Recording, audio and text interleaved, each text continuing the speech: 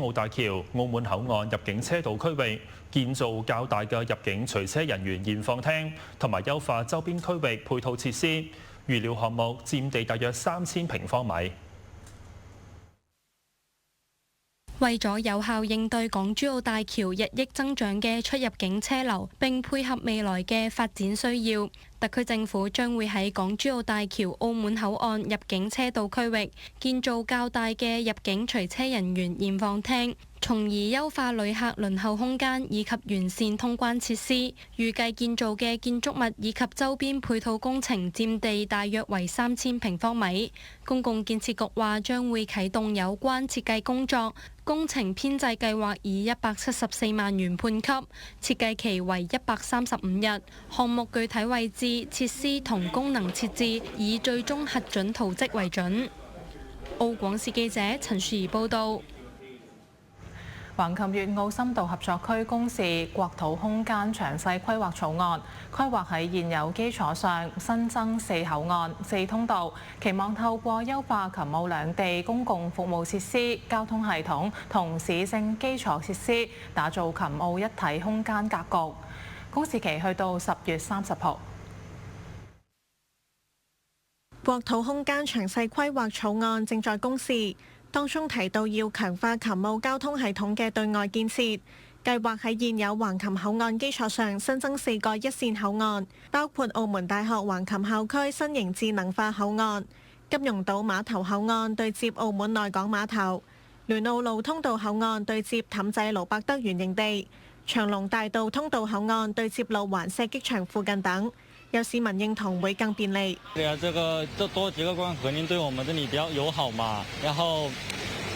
過關又方便，不用像那種要排隊啊，就直接刷卡直接走。嗰邊打車好唔方便嘅，因為去嗰邊啲的士其實唔係好肯去嗰邊。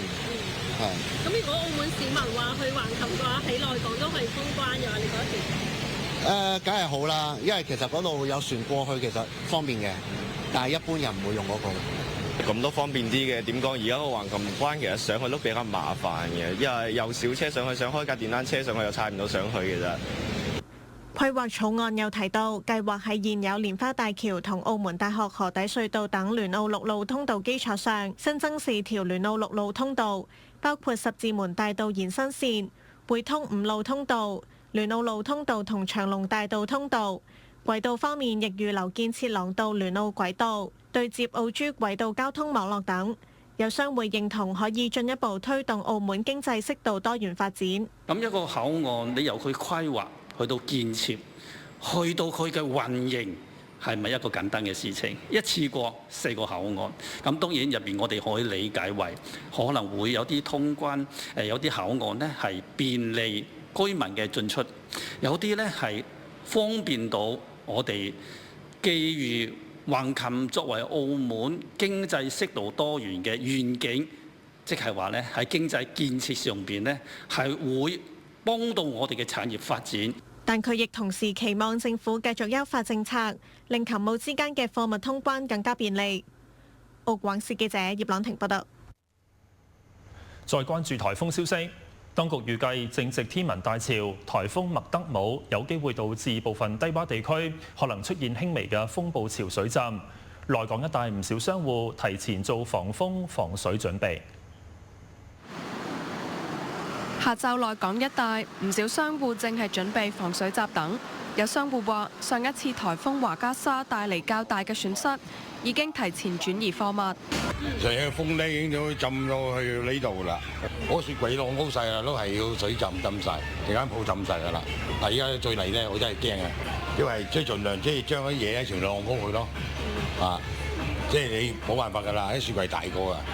或者我啲雪櫃幾百斤重嘅一個嘅，咁你點當即係擠唔晒嘢喺肉內啊，咁浸到係全部清場冇㗎。有商戶話：面對颱風已經做好應對方案。因為有個藍色風暴潮喎。藍色風暴潮，你始終有個泵，我哋澳門有個泵都應該得嘅，應該頂得順嘅。應該呢次冇問題。我認為佢，因為個風嚟得咁遠啊，咁有得執啲啦，冇就算啦，唔驚啲都係咩啊？大佬話損失好大㗎啦，一浸親。刮風啊，嗰啲天然災害都無可避免㗎啦。自己有做啲咩防護措施啊？嚟緊啊，個風嚟緊咪將啲嘢搬翻上樓上咯，即係最緊要嘅器材啊，嗰啲機啊，即係噴水嗰啲機啊，噴布啲機咪拎翻上國際咯。我聽人講話再申請防水閘要出一半錢，咁我申請嚟做咩？根本都頂唔到嘅，嗰個坑渠都出水嘅。另外，警察總局聯同消防局、澳門保安部隊高等學校同埋民防志願者去到關閘同埋橫琴口岸一帶，呼籲市民同埋商戶提高警覺，提醒旅客亦都應該適時調整行程。市政署已經啟動恆常機制，加派人員檢查渠網、泵房，並提前重點監察同埋疏通路氹等水站易發點渠道，亦都已經協調清潔專營公司，加快清運市面垃圾。勞工事務局提醒惡劣天氣下工作必須嚴格按照預防措施，並多加注意自身同埋公眾嘅安全。澳廣視記者陸依曼報道。中央氣象台表示，颱風麥德姆強度繼續增強，預計聽日中午前後喺廣東電白至海南瓊海一帶沿海登陸，並發布最高嘅颱風紅色預警。廣東省防總提升防風應急響應至2級，交通運輸部亦都啟動颱風防禦2級響應，要求全力做好颱風防禦工作。麥德姆正係逐漸靠近廣東至海南一帶沿海，海南海口全市今日晏晝起逐步實施陸停措施，即係停課、停工、停運、停航、停園、停業。海口美蘭國際機場計劃今晚11點開始取消所有進出航班。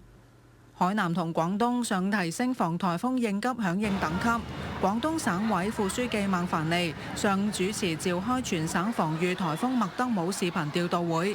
話當前正值國慶中秋假期，人流車流密集，全省各地各部門要時刻密切留意颱風動態，高度警惕大風、暴雨、風暴潮影響，強化監測預警同應急響應聯動，及早採取安全防範措施。